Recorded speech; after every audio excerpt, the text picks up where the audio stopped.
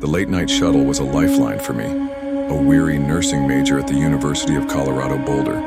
My schedule was relentless, grueling lab sessions, clinical rotations, and endless hours buried in textbooks. By the time I left the library, the campus was a ghost town, cloaked in silence save for the distant hum of streetlights. The shuttle was my safest bet to get back to my dorm, a quiet ride shared with a handful of equally exhausted students, heads bowed, earbuds drowning out the world. But that night, as I boarded the bus just past 1 a.m., I was alone. The weight of my backpack dragged at my shoulders, heavier than usual, as if my fatigue had taken physical form. My mind was foggy, still reeling from cramming for an anatomy exam. I barely glanced at the driver, muttering a half-hearted hey before collapsing into my usual seat a few rows back. The doors hissed shut, and the bus rumbled to life, its engine a low, comforting drone. The warm glow of the overhead lights bathed the interior, and a sliver of crisp night air slipped through the cracked window beside me. Everything felt routine, until it wasn't. I noticed it after a few minutes. The shuttle wasn't following its usual route. I knew the path by heart, a predictable loop through campus, past student housing, and ending near the South End dorms. But tonight, the bus veered onto a narrow road, one I didn't recognize. The familiar campus buildings gave way to sparse, shadowy outlines, and the streetlights dwindled, their glow replaced by an unsettling darkness. I sat up, my senses sharpening. Was this a detour? Construction? Maybe? I glanced at the driver, an older man in his 50s, his thinning gray hair catching the dim light. His black polo and ID badge marked him as standard campus staff, but his posture, rigid, hands gripping the wheel, eyes fixed unblinkingly ahead, sent a prickle of unease down my spine. "Excuse me," I called, leaning forward. No response. I tried again, louder. "Hey, this isn't the right way."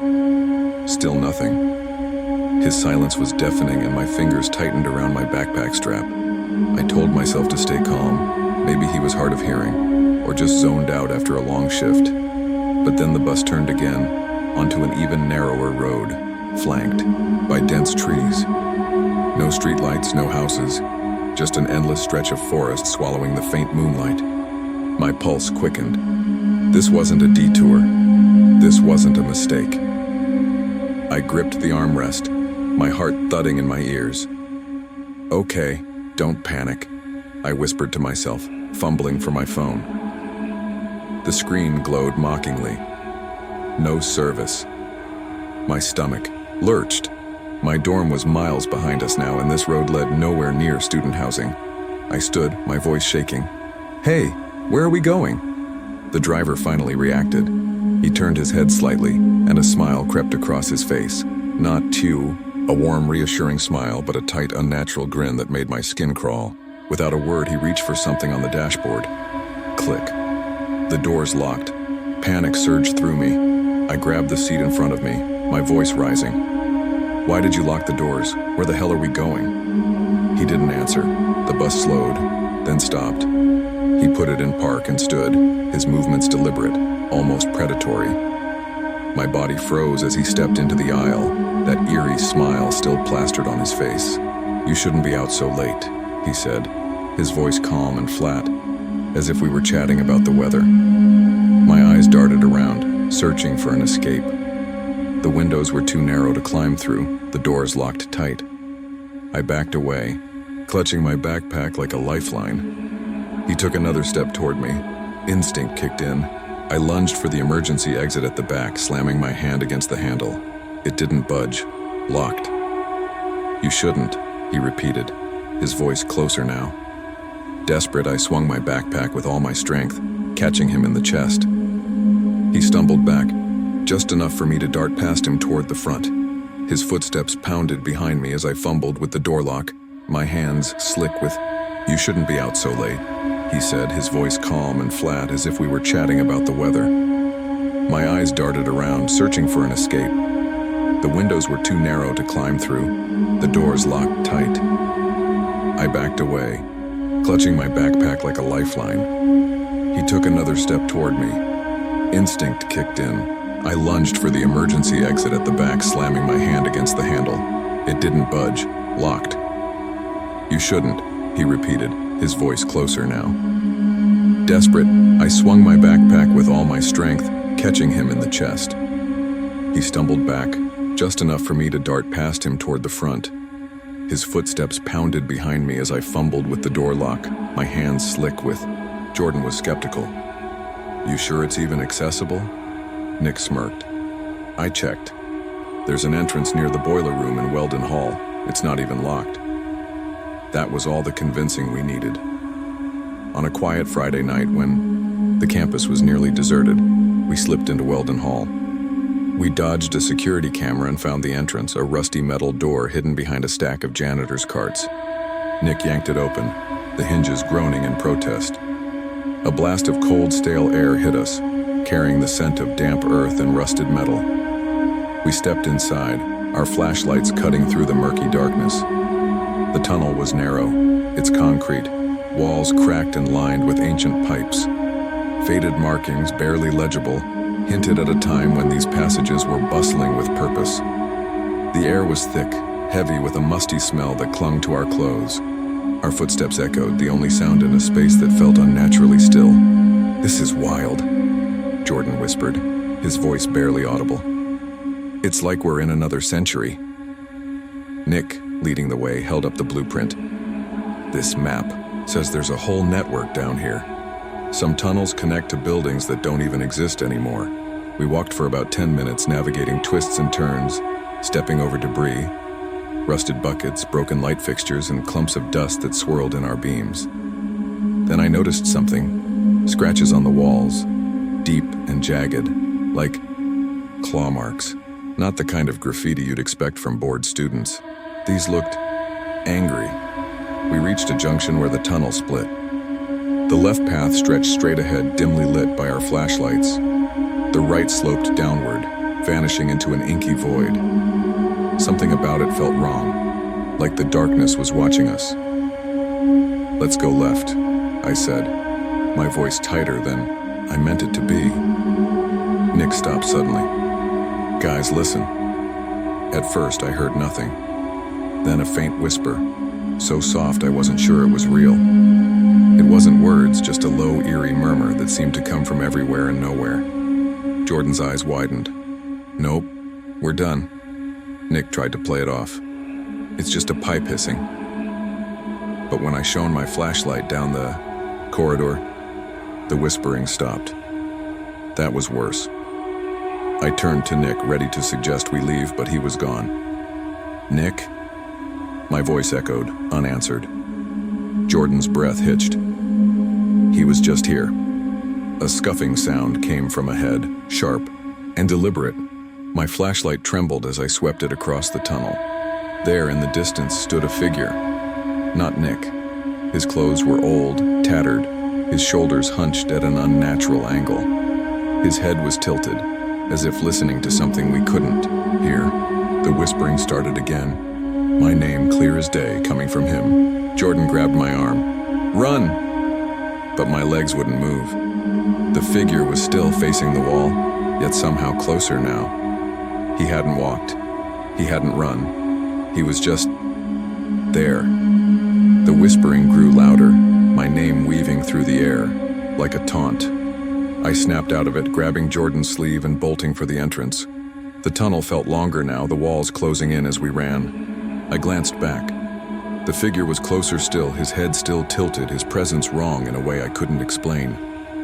We reached the metal door, Jordan shoving it open with a desperate heave.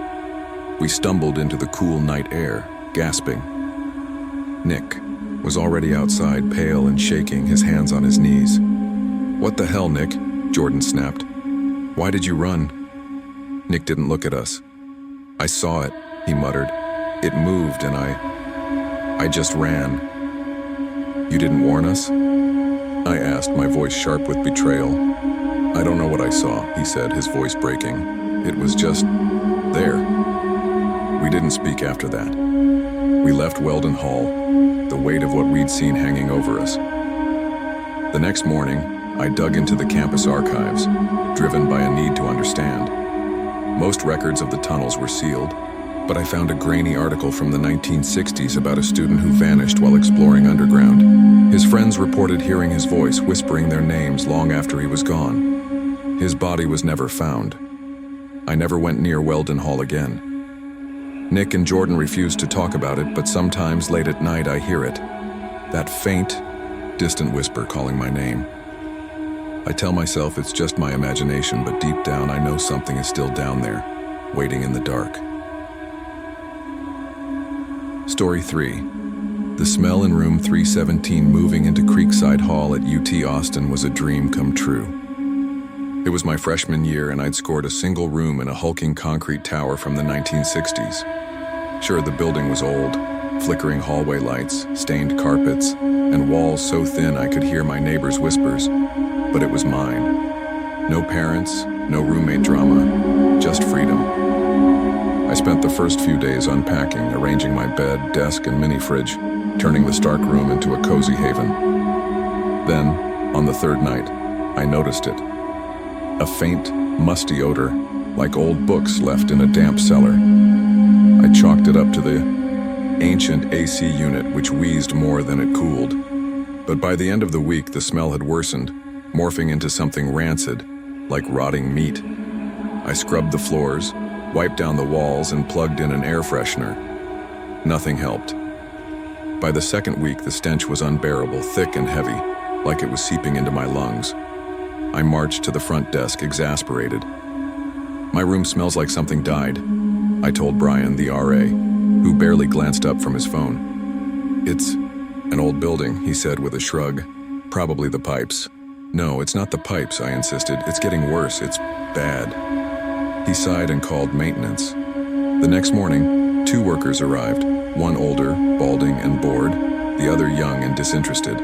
They checked the bathroom pipes, clean, the fridge, fine, and the closet, empty. Then they climbed into the crawl space above my ceiling. When they came down, the older guy shrugged. "Smells fine to me." I stared, incredulous. "You don't smell that?" The younger guy wiped his hands on his pants. "Maybe the vents, but we'd have to tear the walls open to check." Then they left. That night, the smell was so bad I couldn't sleep. Desperate, I dragged my desk under the air vent and climbed up, shining my phone's flashlight through the metal grate. Nothing, just dust and darkness. But the stench was stronger up there, so thick it made my eyes water. The next morning, I saw them. Tiny white maggots wriggling across my windowsill. I crushed one with a tissue, my stomach churning, then noticed more, a trail leading to the vent. I stormed back to the front desk, slamming my hand on the counter. "There are maggots in my room. Check the vents now." This time, 3 workers showed up, armed with crowbars and gloves. They pried open the vent, and the smell hit us like a physical force. Even the workers gagged. Inside was a torn plastic bag oozing with black liquefied meat, rotten beyond recognition. One of the workers cursed, pulling it out with gloved hands. It dripped onto the floor, the stench so thick it felt like it coated my throat. "How the hell did that get in there?" I asked, my voice shaking. "No clue," one of them said. "Maybe a prank." But I wasn't so sure. Before I moved in, Brian had mentioned that my room had been empty for a semester. The vent was sealed shut. How had a bag of meat gotten inside? And why were there no flies? Only maggots, crawling not just from the vent, but from inside the walls. I demanded a room change the next day. The RA didn't argue. I moved out, but the questions lingered. Who put that meat in the vent? When and why? The thought that someone, or something, had been in my room, leaving that grotesque gift, kept me awake at night. Even now in my new dorm, I check the vents, certain I'll see those maggots again crawling, waiting. Story 4. The knocking at 2 a.m. My sophomore year at a university in Philadelphia was supposed to be a fresh start.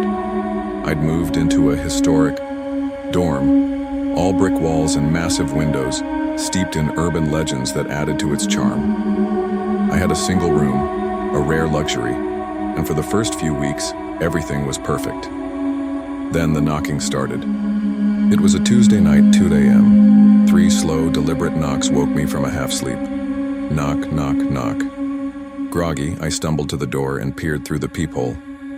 A tall guy, maybe in his early 20s, stood in the hallway, smiling. "Can I help you?" I mumbled through the door. He didn't answer, just kept smiling. A creepy, too-wide grin. After a moment, he turned and walked away. I brushed it off as a weird dorm prank, but it happened again the next night, and the night after that. Always at 2 a.m., always 3 knocks, always that unsettling smile. By the 4th night, I was on edge. I left my desk lamp on, hoping the light would deter him. It didn't. Knock, knock, knock. I watched through the peephole as he stood there staring at the door, then walked away, his steps slow and deliberate. The next morning, I asked my hallmates about the RA. "Does anyone know the guy who keeps knocking on my door at 2 a.m.? I said casually. Tara, a girl from down the hall, frowned. "Our RA's a woman. She doesn't do rounds that late." My stomach dropped. "No, I mean the guy. Tall, dark hair, always smiling." "There's no male RA in this hall," she said, her voice firm. I laughed it off, but that night I was too scared to check the peephole. I lay in bed holding my breath, waiting. At 2 a.m., the knocks came. Knock, knock, knock. I didn't move. Then I heard it. The doorknob jiggled, turning slowly. My heart stopped. I lunged for the deadbolt, slamming it shut. Silence. Then footsteps, fading down the hall. By morning, I was at the front desk. "The RA keeps knocking on my door at 2 a.m., I said, my voice shaking. "Make it stop." Greg, the receptionist, looked confused. "Which RA?" "I don't know his name. Tall, dark hair, always smiling." His face paled. "We don't have a male RA in this building, not since last semester." My hands went cold. "But he's been knocking all week." Greg checked the records. After a long pause, he said, "The only male RA who fits that description transferred. Out last year. Then who's knocking on my door?" That night I sat by the door, phone in one hand, a baseball bat in the other.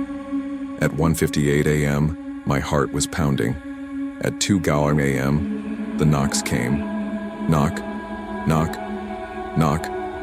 Then the doorknob turned. I froze, my breath caught in my throat. The footsteps faded, but I didn't sleep. Campus security took me seriously when I mentioned the doorknob. They checked the footage and found him, a tall man in a hoodie standing outside my door at 2 a.m. sharp. But what they found next made my blood run cold. The former RA, the one who'd transferred, had reported losing his master key before he left. They changed the locks, issued a report, but the man was never found. I slept with the lights on after that, haunted by the thought that he might have been inside my room watching me sleep. How many times had he stood over my bed, his eerie grin hidden in the dark? Even now, in a new dorm, I wake up at 2 a.m., certain I hear those 3 slow knocks. College is supposed to be a time of freedom, growth, and late-night adventures. But for some, it's a nightmare. These stories aren't just urban legends. They're real, chilling reminders that danger can lurk in the places we feel safest.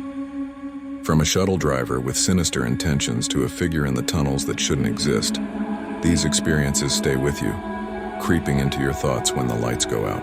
If these stories made you double-check your locks, hit that like button and share this video with a friend who needs a reminder to stay vigilant. Have your own terrifying college story? Drop it in the comments or email me. I want to hear every chilling detail. Subscribe and turn on notifications so you never miss another nightmare. Stay safe out there, because not every shadow is just a trick of the light.